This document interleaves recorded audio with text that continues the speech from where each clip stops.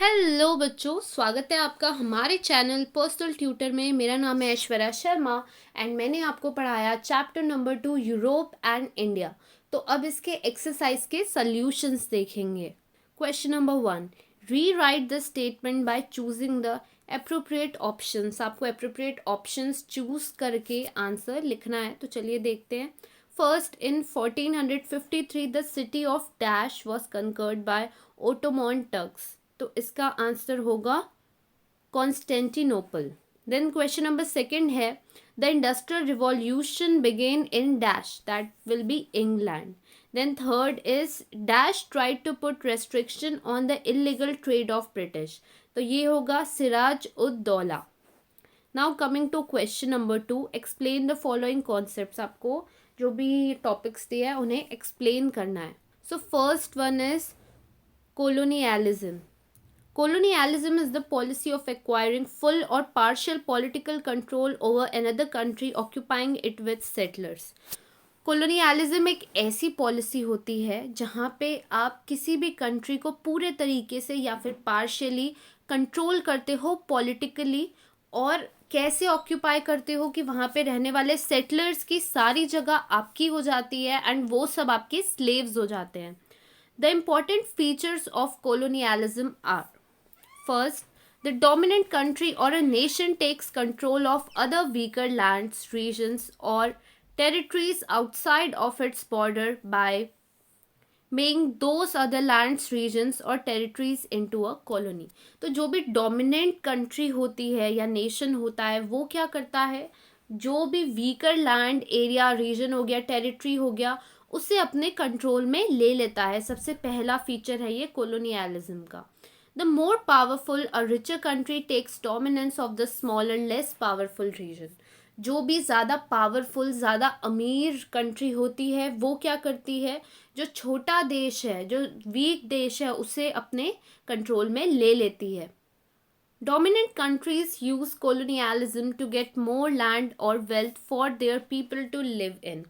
और जो dominant country होती है वो कोलोनियलिज्म इसलिए फॉलो करती है ताकि उन्हें ज़्यादा से ज़्यादा लैंड मिले, ज़्यादा ज़्यादा पैसा मिले.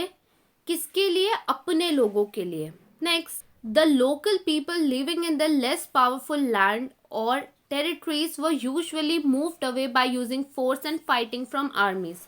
और जो भी लोकल लोग उस जगह में ऑलरेडी रहते होंगे, जिस भी वीकर कंट्री को कंट्रोल किया जा रहा है, उन्हें क्या क्या किया जाता है, उनका जो एरिया होता है वहाँ से उन्हें कहीं और भेज दिया जाता है. कैसे? या तो फोर्स यूज करके या तो अपनी आर्मीज के थ्रू.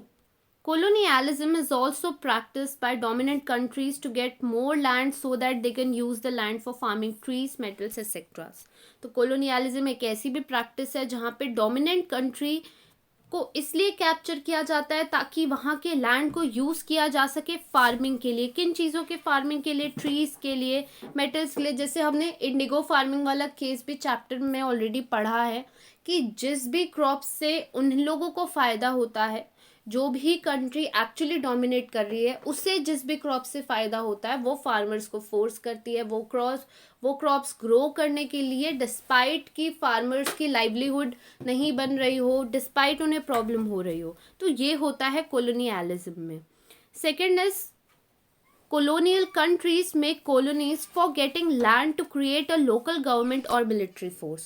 जो भी colonial countries होती है वो कॉलोनीज इसलिए बनाती हैं ताकि वो अपनी वहाँ पे गवर्नमेंट सेट कर सके और वहाँ पे अपनी खुद की एक मिलिट्री खड़ी कर सके. Colonialism also helps dominant countries to get workers from the poorer country to work in factories or farms. Next जो reason होता है colonies बनाने का वो ये होता है कि जो भी गरीब देश है उस गरीब देश के जो मजदूर हैं उनका यूज़ किया जा सकता है अपनी फैक्ट्रीज में काम कराने के लिए, एंड एज अ स्लेव उन्हें सैलरी भी नहीं देनी पड़ती एंड साथ ही साथ उन पे कुछ भी खर्चा नहीं करना पड़ता. मतलब यहाँ पे जो भी डोमिनेंट कंट्री होती है उसे वर्क फोर्स भी मिल जाता है एंड उसका पैसा भी नहीं लगता. India was recessive country and the colony of Britishers for 190 years. The workers in the recessive country has forced the people from the poorer country to work as slaves. तो India एक ऐसी country थी जो जो financially बहुत ही down थी। यहाँ पे वर्ड यूज़ हुआ है रिसेसिव। इसका मतलब है कि फाइनेंशियल कंडीशन बहुत ज़्यादा डाउन हो चुकी थी और ब्रिटिशर्स ने इंडिया को लगभग 190 साल रूल किया। जो भी वर्कर्स थे हमारे कंट्री के, उन्हें फोर्स किया जाता था कि वो स्लेव की तरह ब्रिटिशर्स के लिए काम करें। Now next topic is imperialism. Imperialism is a policy of extending a country's power and influence through colonization, use of military force. Imperialism एक पॉलिसी होती है जहाँ पे एक कंट्री अपना पावर या अपनी इन्फ्लुएंस फैलाती है, या तो जगहों को कॉलोनी बना के या फिर अपने मिलिट्री को यूज़ करके। The age of new imperialism began in 1870 in Europe. Imperialism is the 16th to the early 19th century is now termed Old Imperialism. The age of imperialism is from 1870 to 1914. A foreign country can also exert a great deal of economic influence on the recessive country. और ये जो नए imperialism का as हम मानते हैं वो हम मानते हैं यूरोप में 1870 से। इम्पेरियलिज्म लगभग 16th सेंचुरी से लेकर अर्ली 19th सेंचुरी के समय में था, जिसे टर्म किया जाता है एज ओल्ड इम्पेरियलिज्म। जो एज ऑफ इम्पेरियलिज्म है यूरोप में वो 1870 से लेकर 1914 तक है। और इस एक्चुअली इम्पेरियलिज्म में होता क्या है, कोई भी फॉरेन कंट्री इकोनॉमिक इन्फ्लुएंस डालती है recessive country पे। One of the most widespread forms of imperialism was colonization. Most notable example of American imperialism in this age was annexation of Hawali Island in 1898. और जो एक example है imperialism का वो है colonization। और जो हम एक एग्जाम्पल देख सकते हैं वो अमेरिका का है, जब हवाई आइलैंड के एनेक्सेशन वाला टाइम हुआ था 1898 पे। Now next is age of renaissance. Age of renaissance क्या है, आपको इस पे शॉर्ट नोट लिखना है। The renaissance is the period from 14 to 17th century considered the bridge between the middle age and the modern history. तो जो period of renaissance है ये 14 से लेकर 17th सेंचुरी तक का पीरियड है, जिसे एक ब्रिज माना जाता है जो गैप कवर करता है मिडिल एज और मॉडर्न हिस्ट्री का। The main characteristics of the renaissance are, main characteristic इस पीरियड के क्या क्या थे। Renaissance means rebirth. It was like a rebirth of art, sculpture, paintings etcetera. It started as a cultural movement in Italy, later spread in Europe. This period in European civilization can be characterized by a surge of interest in classical scholarship and values. तो renaissance मतलब होता है rebirth. Rebirth मतलब होता है दोबारा जन्म लेना। और जो पीरियड था रेनेसेंस का उसका मतलब था कि दोबारा जन्म हो रहा है आर्ट का, पेंटिंग का, स्कल्पचर का। और ये स्टार्ट हुआ था एक कल्चरल मूवमेंट के थ्रू जो कि इटली में हुआ था और धीरे धीरे पूरे यूरोप में फैल चुका था। ये जो पीरियड है यूरोपियन सिविलाइजेशन का, हम इसमें देख सकते हैं कि बहुत सारे क्लासिकल स्कॉलर्स, उनके इंटरेस्ट देखे जा सकते हैं, उनकी वैल्यूज़ देखे जा सकते हैं। The Renaissance was a cultural movement that initially began in Italy, Florence, but later spread in Europe. It started around 1350 and ended around 1600. ये जो रेनेसेंस है ये एक्चुअली कल्चरल मूवमेंट था जो स्टार्ट हुआ था इटली, फ्लोरेंस में, पर लेटर ऑन यूरोप में फैल गया था। ये 1350 में स्टार्ट हुआ था और अराउंड 1600 में ये पीरियड ख़त्म हुआ था। Next is causes of renaissance. Actually ये मूवमेंट क्यों हुआ था। पहला है rise of academicians, second the discovery of printing press, third support of rulers, pops, nobles, fourth the social movement, fifth trade and success, sixth new wealth and the black death, and seventh is peace and war. Next is capitalism, an economic and political system in which a country, trade and industry are controlled by private owners for profit rather than by the state is called capitalism.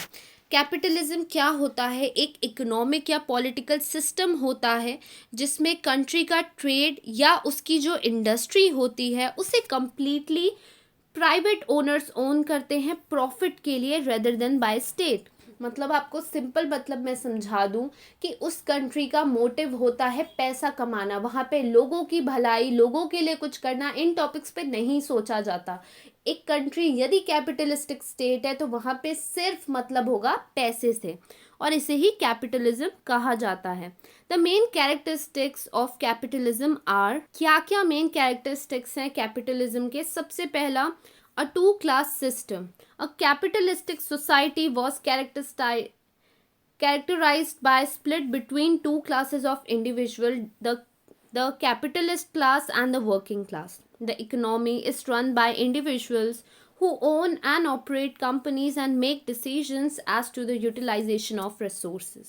तो एक capitalist society को हम कैसे पहचान सकते हैं? ऐसे पहचान सकते हैं कि वहाँ पे दो क्लासेस ऑफ इंडिविजुअल्स हमें मिलते हैं, एक कैपिटलिस्टिक क्लास जो एक्चुअली रूलिंग क्लास होंगे और दूसरे हैं वर्किंग क्लास जो इन कैपिटलिस्ट क्लास के लिए काम कर रहे होंगे।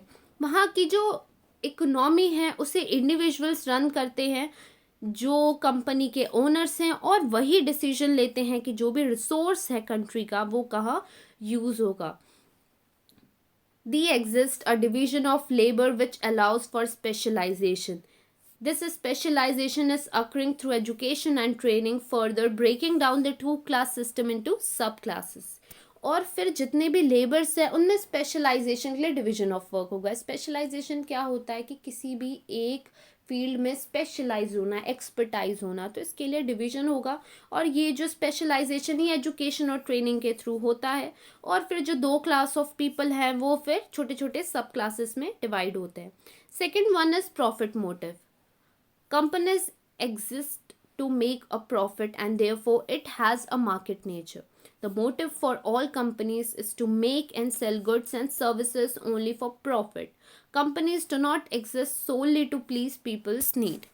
तो कंपनीज जो है वो एक्चुअली सिर्फ प्रॉफिट बनाने के लिए हैं एंड उनका नेचर मार्केट नेचर है, उन्हें सिर्फ पैसे से मतलब है।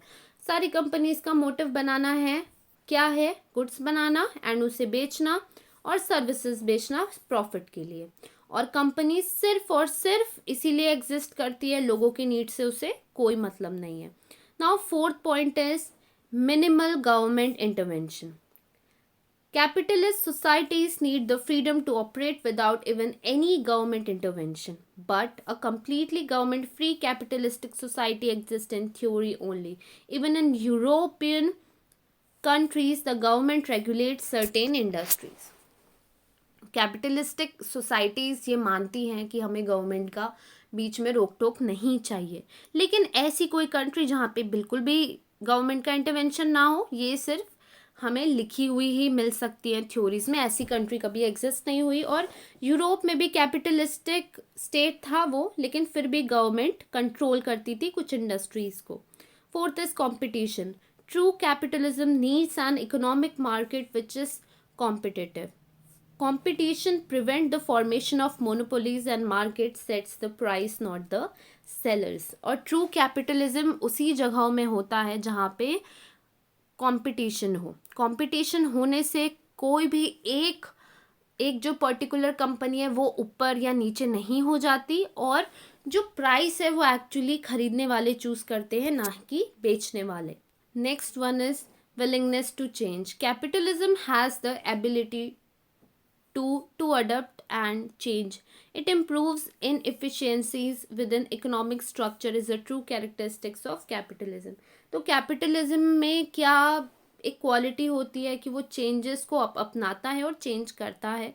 इससे क्या है, कुछ भी इनएफिशिएंसी है वो इम्प्रूव होती जाती है, और बहुत इकोनॉमिकली बहुत अच्छा सिस्टम है capitalism. Now your next question is explain the following statements with reasons. आपको स्टेटमेंट समझाने हैं यहाँ पे वजह बताते हुए। क्वेश्चन नंबर 1 है Siraj ud Daula was defeated in the battle of Plassey.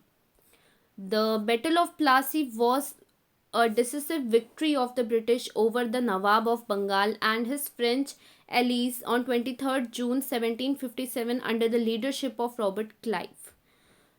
The battle enabled the company presence in Bengal. तो जो जो बैटल ऑफ प्लासी हुआ था, एक्चुअली वहाँ पे ब्रिटिशर्स ने जो बंगाल का नवाब था उसे हरा दिया था और अपने फ्रेंच दुश्मनों को भी हरा दिया था 23 जून 1757 को, under the leadership of governor general Clive.